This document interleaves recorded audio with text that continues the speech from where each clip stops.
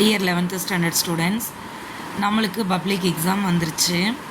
So இவ்வளோ நாள் படிக்காதவங்க இந்த 3 நாள் ரிவிஷனை நல்லபடியாக யூஸ் பண்ணிக்கிட்டீங்க அப்படின்னா ஈஸியாக மார்க்ஸ் ஸ்கோர் பண்ணிடலாம். ஆல்ரெடி நம்ம 11th மேக்ஸோட ஃபஸ்ட்டு வால்யூம்க்கான இம்பார்ட்டன்ட் சம்ஸ் பற்றி ஒரு வீடியோ கொடுத்துருக்கோம். ஸோ இப்போ இது என்னன்னு பார்த்தீங்கன்னா செகண்ட் வால்யூம்க்குரிய இம்பார்ட்டன்ட் சம்ஸு. ஸோ ஆல்ரெடி நான் ஃபஸ்ட்டு வீடியோலேயே சொல்லிட்டேன், இந்த சம்ஸை மட்டும் படித்தா எனக்கு நல்ல மார்க் வருமா அப்படின்னா அது கிடையாது. ஏதோ இது வரைக்கும் நான் படிக்கவே இல்லை, இனி படித்தாவது நான் பாஸ் ஆகணுங்கிற எண்ணத்தில் படிக்கிறவங்களுக்கானது இது. மறக்காமல் 12 யூனிட்டுக்கும் 1 மார்க்கை ஸ்கிப் பண்ணாமல் படிச்சிருங்க. படிச்சுட்டு திரும்ப திரும்ப திரும்ப திரும்ப எழுதி பாருங்கள், சரிங்களா? கொஸ்டினை வச்சுக்கோங்க. நீங்கள் ஜஸ்ட்டு கை வச்சுட்டு மறைச்சிட்டு படிக்கிறதோ, சிலர் மாற்றி மாற்றி கொஸ்டின் கேட்டுக்கிறதோ ஓகே தான். பட் கொஸ்டினை பார்த்து நீங்கள் நோட்டில் ஆன்சரை எழுதும் பொழுது உங்களுக்கு ஆப்ஷன் பார்க்கும்போதே இது மாதிரி ஒரு ஆன்சரை நம்ம எங்கேயோ பார்த்தோமே, அப்போ இந்த கொஸ்டினுக்கு இது ஆன்சராக இருக்குமோ அப்படிங்கிற ஞாபகம் உங்களுக்கு வரும். ஸோ அதனால் 1 மார்க்கை படிச்சுட்டு ஒரு கொஸ்டினை ரெடி பண்ணி நீங்களே உக்காந்து கொஸ்டினுக்கான ஆன்சரை ஆப்ஷனோடு எழுதி புக்கு கிட்ட வச்சு நீங்கள் என்ன பண்ணுங்கள், செக் பண்ணுங்கள். அப்போ தான் உங்களால் 1 மார்க்கில் ஸ்கோர் பண்ண முடியும். ஃபஸ்ட்டு விஷயம். ரெண்டாவது, ஃபஸ்ட்டு வால்யூமில் ஆல்ரெடி நம்ம இம்பார்ட்டன்ட் சம்ஸ் கொடுத்துட்டோம். அதை தெளிவாக பார்த்துட்டிங்க அப்படின்னாலே உங்கள் மார்க் ஓரளவுக்கு 40 எபோவ் போயிடும், சரிங்களா? இப்போது செகண்ட் வால்யூம்க்கான சம்ஸ் கொடுக்குறோம். இதையும் அதே மாதிரி ஃபாலோ பண்ணிட்டு வந்தீங்கன்னா நிச்சயமாக உங்களோட மார்க்கு ஒரு 70 எபோவ் வரும், சரிங்களா? டீசெண்டான மார்க் வாங்கி நீங்கள் 11th பாஸ் பண்ணி போகலாம், சரிங்களா? ஸோ யூனிட் 7 பொறுத்தளவுக்கு எக்ஸாம்பிள் 7.13, எக்ஸாம்பிள் 7.23, 7.24, 7.25 இந்த சம்ஸில் கொஞ்சம் அதிகமான கான்சன்ட்ரேஷன் பண்ணுங்கள். யூனிட் 7 மேட்ரிக்ஸ் தான் ரொம்ப ரொம்ப ஈஸி. ஆல்ரெடி நம்ம 10th படித்த மல்டிப்ளிகேஷன், அடிஷன், ஸோ அந்த மாதிரி விஷயங்கள் தான் அதிகமாக இருக்குது. இருந்தாலும் அதை தாண்டி சில விஷயங்கள் இருக்குது. ஸோ அதனால் மேட்ரிக்ஸை ஸ்கிப் பண்ணாமல் படிச்சிருங்க எல்லாத்தையுமே. அதையும் படிக்க முடியாதுங்கிறவங்க அட்லீஸ்ட் இதை மட்டுமாவது கொஞ்சம் தெளிவாக பார்த்துக்கோங்க, சரிங்களா? அதே மாதிரி எக்ஸசைஸ் 7.1 ரொம்ப ரொம்ப ஈஸி தான். அதில் 17th சம்க்கு கொஞ்சம் இம்பார்ட்டன்ஸ் கொடுத்துக்கோங்க. அதே மாதிரி எக்ஸசைஸ் 7.3 பார்த்தீங்கன்னா ஃபேக்டர் தியரம் யூஸ் பண்ணி போடுற சம்ஸ், சரிங்களா? ஒரு சம் கூட விட்டுறாதீங்க, எல்லா சம்மையும் போட்டு பார்த்துருங்க, சரிங்களா? Next unit 8. இதில் மெயினாக நீங்கள் படிக்க வேண்டியது 8.1, 8.3 தியரம்ஸ், சரிங்களா? தியரம் 8.1, 8.3 முடிச்சிட்டிங்க அப்படின்னா எக்ஸசைஸ் 8.1 பார்த்தீங்கன்னா உங்களுக்கு எல்லாமே ப்ரூவ் பண்ணுற சம்ஸாக மட்டும்தான் இருக்கும். ஸோ அதை கொஞ்சம் நல்லா பார்த்துக்கோங்க, ஈஸியாகவும் இருக்கும் உங்களுக்கு. அதுலேயும் குறிப்பாக 11th சம்மையும் 12th சம்மையும் பார்த்துக்கோங்க, சரிங்களா? அதே மாதிரி எக்ஸாம்பிள் 8.9, 8.10, எக்ஸசைஸ் 8.2ல் 7, 9, 10, எக்ஸசைஸ் 8.3ல் 14, எக்ஸசைஸ் 8.4ல் 4. இப்போ நான் சொல்கிறது எல்லாமே உங்களுக்கு 5 மார்க்ஸ் சம்ஸ் பற்றி மட்டும்தான் பேசிகிட்ருக்கேன். இன்னும் கொஞ்சம் கான்செப்டை கிளியராக படிச்சிங்கன்னா இன்னும் 2 மார்க்ஸ் 3 மார்க்ஸ் தெளிவாக அட்டன் பண்ணலாம், சரிங்களா?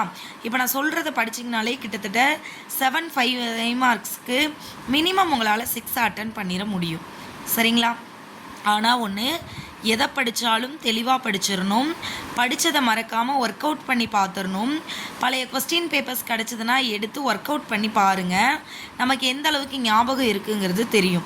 நம்ம என்ன தான் புக்கு வச்சு நோட்டு வச்சு படிச்சுக்கிட்டே இருந்தாலும் ஒரு கொஸ்டின் பேப்பர் பார்த்த உடனே நிறைய பேர் சொல்கிற விஷயம் என்னென்னா, மேம் நான் இங்கே படிக்கும் பொழுது எல்லாமே எனக்கு தெளிவாக ஞாபகத்தில் இருக்குது, ஆனால் கொஸ்டின் பேப்பரை பார்த்ததையும் இந்த கொஸ்டினுக்கு இதுதான் ஆன்சரான்னு தெரியல, அதனால நான் விட்டுட்டு வந்துட்டேன், இங்கே வந்து பார்த்தா இதுதான் அந்த சம்முக்கு ஆன்சரா அப்படிங்கிற மாதிரி நிறைய பேர் தவிப்பீங்க. ஒரு பிரச்சனையும் இல்லை, பழைய கொஸ்டின் பேப்பர்ஸை டவுன்லோட் பண்ணுங்கள்.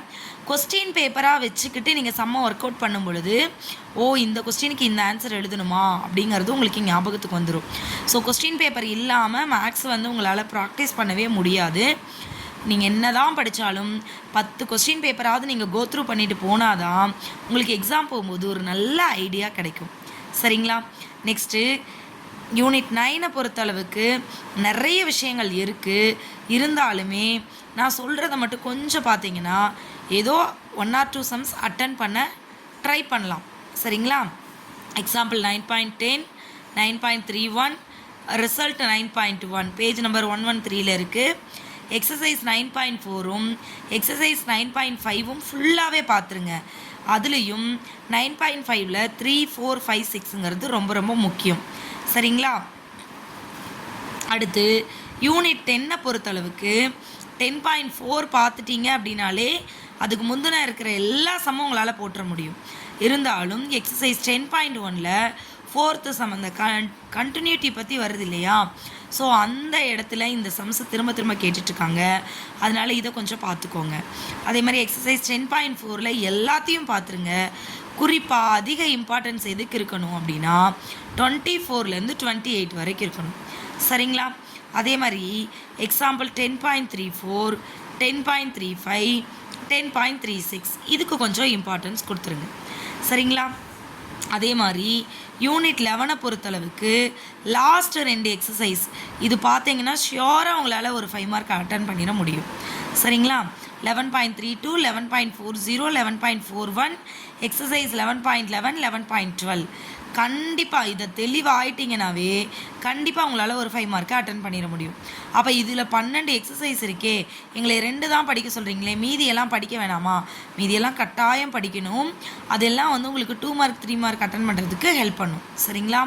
அடுத்து யூனிட் 12 பொறுத்தளவுக்கு இதுதான் முக்கியம். இது மட்டும்தான் வரும். அட்லீஸ்ட் மற்றதுலையாவது இந்தந்த சம்ஸ் வரும்னு சொல்லலாம். பட் இதில் உங்களுக்கு அந்த சாய்ஸே இருக்கக்கூடாது. யூனிட் 12 ஃபுல்லாக படிச்சிருங்க. அதுலேயும் குறிப்பாக 12.4ஐயும் 3ஐயும் ரொம்ப தெளிவாக படிச்சிருங்க. அதோட எக்ஸாம்பிள் எக்ஸசைஸ் எதையும் விட்டுறாதீங்க. எல்லாத்தையும் தெளிவாக படிச்சிருங்க. சரிங்களா? ஸோ இப்போ நான் சொன்ன விஷயங்கள் எல்லாத்தையும் ஃபாலோ பண்ணிங்கன்னா உங்களால் ஈஸியாக 5 மார்க்ஸ் எல்லாமே அட்டன் பண்ணிடலாம். 5 மார்க்ஸ் எல்லாமே அட்டன் பண்ணிங்கனாலே உங்களுக்கு நியர்லி 30 கிட்ட வந்துடும். 1 மார்க் ஒரு 15, ஸோ 45 வந்துடும்.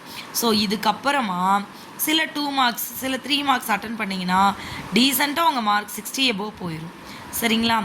ஆனால் ஒன்று என்ன படித்தாலும் நல்லா ப்ராக்டிஸ் பண்ணுங்கள். எழுதி பாருங்கள். ஃபஸ்டீன் பேப்பர் வச்சு டிஸ்கஸ் பண்ணுங்கள். அப்போ மட்டும்தான் உங்களால் என்ன செய்ய முடியும் அப்படின்னா நல்லபடியாக போய் எக்ஸாமை எழுத முடியும். சரிங்களா? திரும்பவும் சொல்கிறேன், இதில் இருக்கிற சம்ஸ் எல்லாமே நான் மோஸ்ட் ஆஃப் 5 மார்க் சம்ஸ்க்காக கொடுத்துருக்கேன். இது போக இன்னும் 2 மார்க் 3 மார்க் சம்ஸ்லாம் இருக்குது.